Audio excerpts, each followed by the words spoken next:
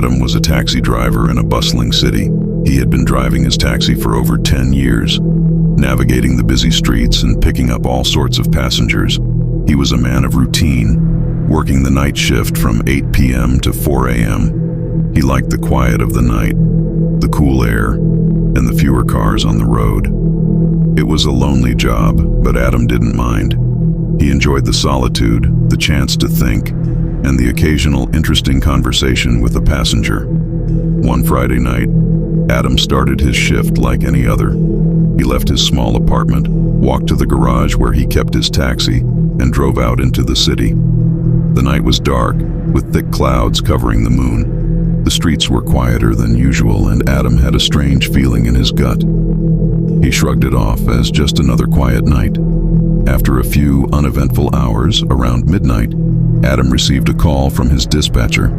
There was a pickup request from a location on the outskirts of the city.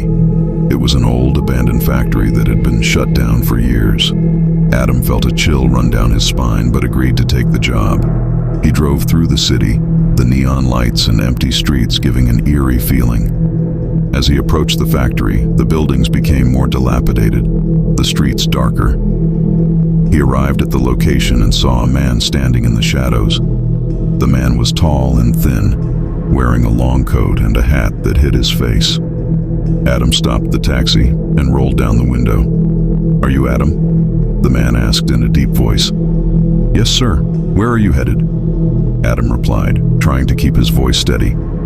The man got into the back seat and gave an address in a part of the city Adam didn't recognize.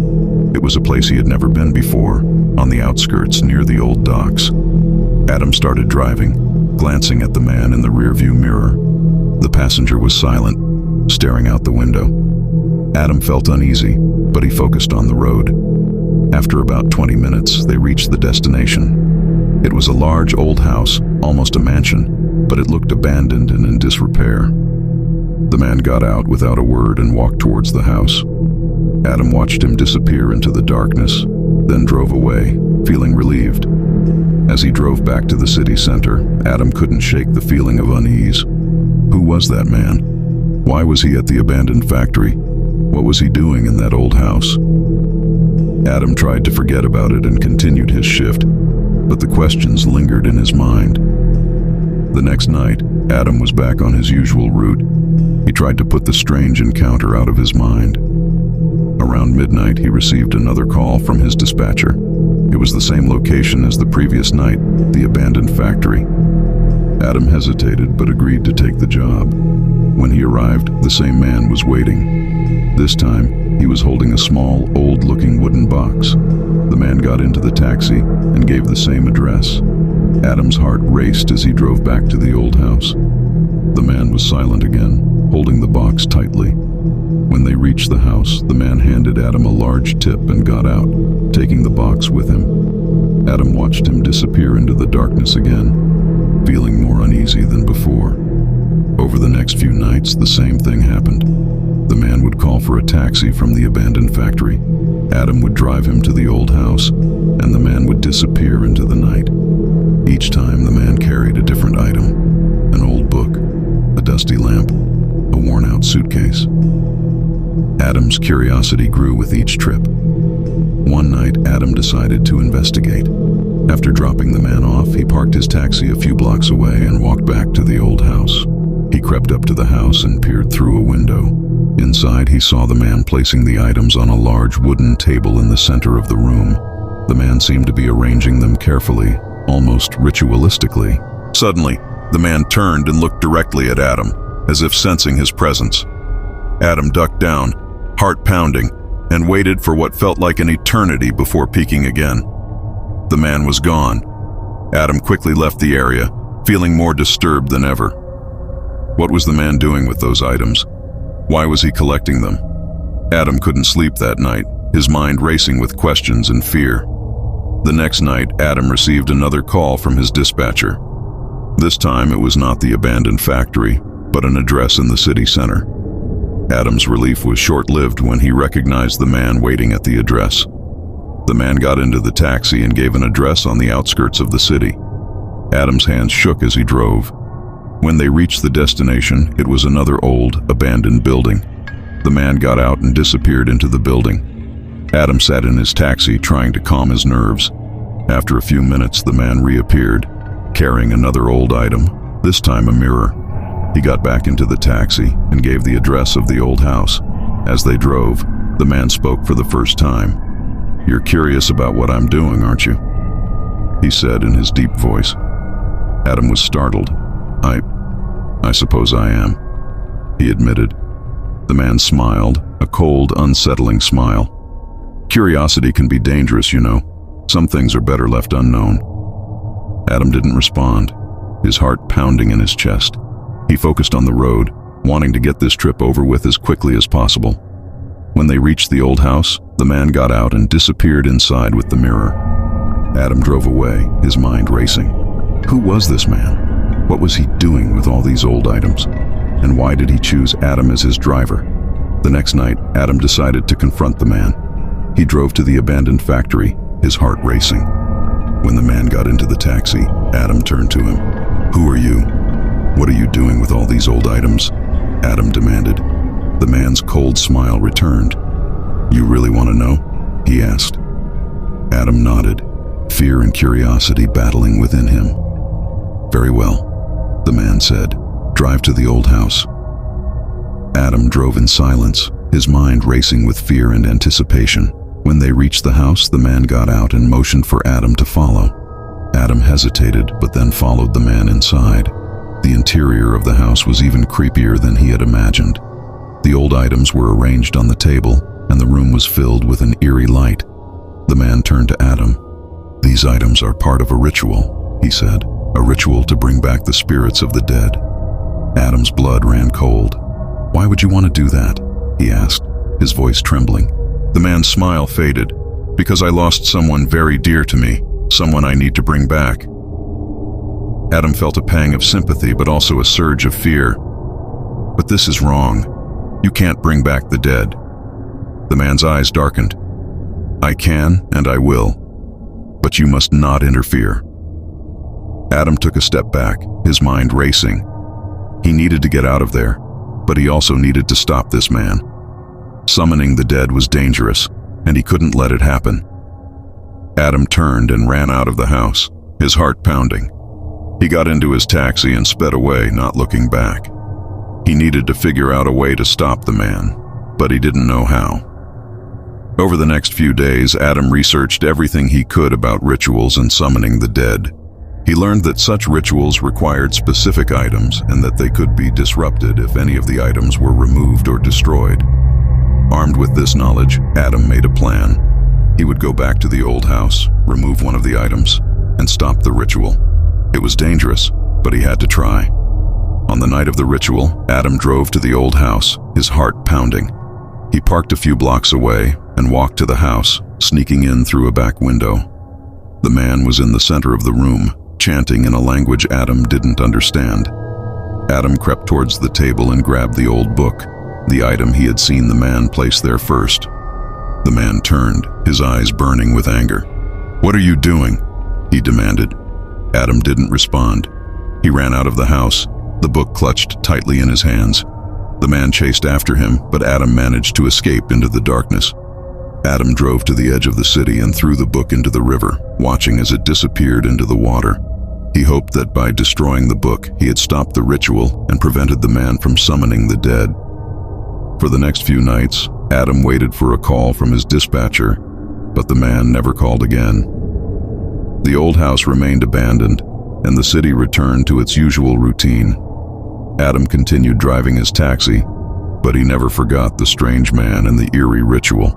He knew that some things were better left unknown, and he vowed never to let his curiosity get the better of him again.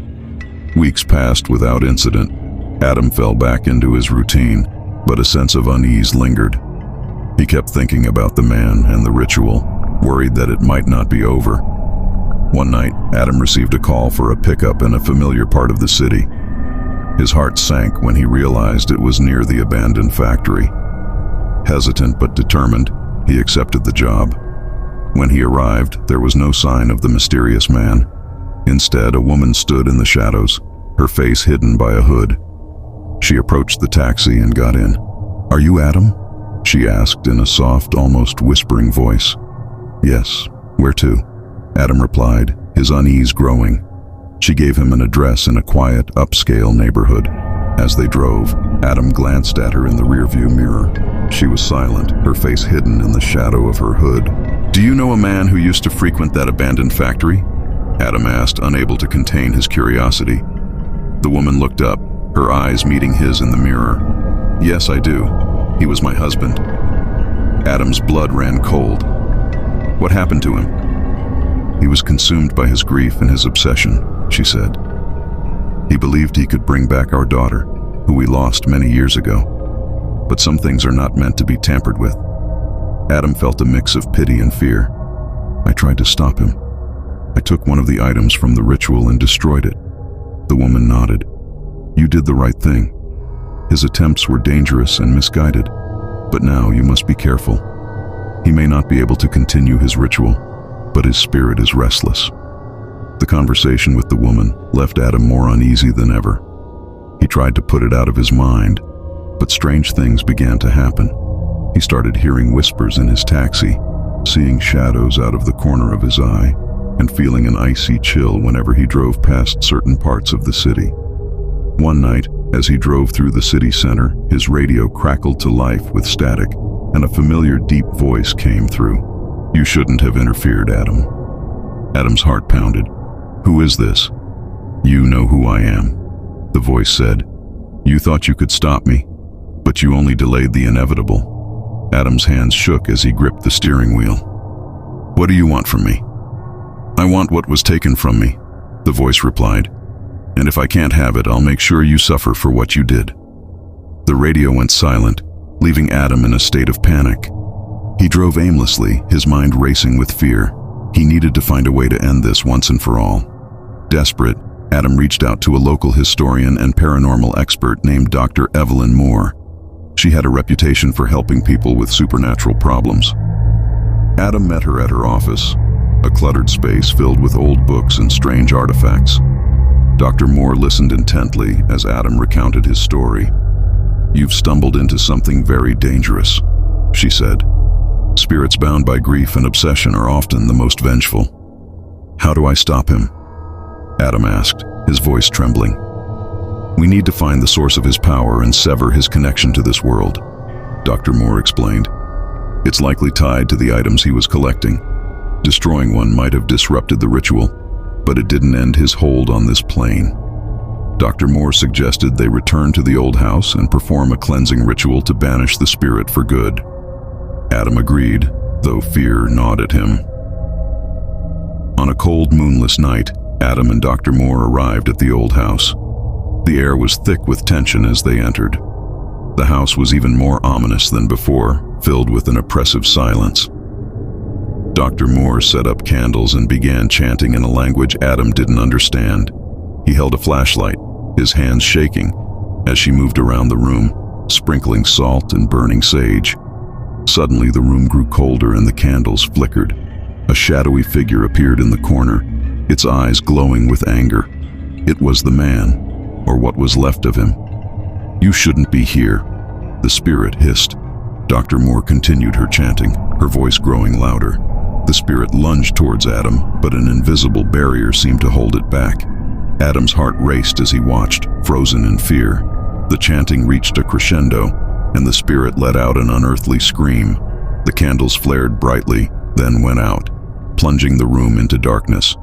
When Adam turned his flashlight back on, the spirit was gone. Dr. Moore looked exhausted, but relieved. "It's over," she said. "His connection to this world has been severed." The days that followed were quiet. The strange occurrences stopped, and Adam felt a sense of peace he hadn't felt in weeks. He continued his routine, driving his taxi through the city, but the memory of the haunting stayed with him. One evening, as he drove through the city, he received a call from his dispatcher for a pickup. When he arrived, a young woman got into the taxi. "Are you Adam?" she asked with a smile. "Yes," he replied, feeling a sense of déjà vu. "Thanks for picking me up," she said. "I've heard you're one of the best drivers in the city." Adam smiled, feeling a weight lift from his shoulders. He drove through the city, the neon lights reflecting off the wet streets. For the first time in a long while, he felt at ease, knowing that he had faced the darkness and come out the other side. But in the back of his mind, he knew that the city held many secrets, and his encounters with the supernatural had only scratched the surface. As he drove into the night, he remained vigilant, ready for whatever might come next. Weeks passed, and Adam settled back into his routine. The haunting had left its mark on him, but he was determined to move forward. He picked up passengers, listened to their stories, and navigated the city's labyrinthine streets. One night, just after midnight, Adam received a call for a pickup from a residential neighborhood. When he arrived, an elderly woman was waiting. She had a kind face and a warm smile. "Good evening, young man," she said as she got into the back seat. "Can you take me to the old cemetery on Willow Street?" Adam hesitated. The cemetery was known for its eerie atmosphere, especially at night, but he nodded and began driving. As they neared the cemetery, the woman began to speak. "You know, I've lived in this city my whole life, seen it change so much, but some things never change." Adam glanced at her in the rearview mirror. "Like what?" "The spirits," she replied with a serene smile.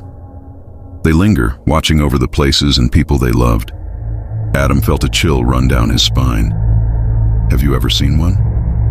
The woman chuckled softly. "Oh, many times. They don't mean any harm. They're just lost, like we all are sometimes."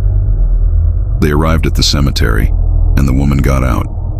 She turned to Adam and said, "Thank you for the ride. You've done more for the spirits of this city than you know." Before Adam could respond, she walked through the cemetery gates and disappeared into the darkness. He sat there for a moment, contemplating her words, then drove away, the feeling of unease mingling with a strange sense of comfort. A few days later, Adam found a letter in his mailbox. It had no return address, and the handwriting was elegant and old-fashioned. He opened it and read, "Dear Adam, I wanted to thank you for your bravery and kindness. My husband was a good man, but his grief consumed him. You helped him find peace, and for that I am eternally grateful.